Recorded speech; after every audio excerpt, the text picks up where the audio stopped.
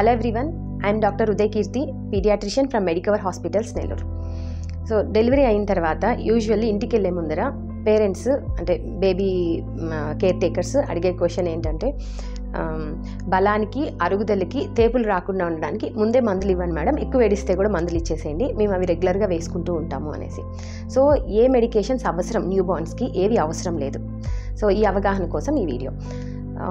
యూజువల్గా పుట్టిన తర్వాత పిల్లలు కూడా నెలలు నిండి పుడతారు, కొందరు నెలలు నిండకుండా పుట్టిన పిల్లలకి కూడా ఏజ్ వైజ్ కొన్నిసార్లు calcium, iron supplements along with multivitamins ఇవ్వాల్సి వస్తుంది.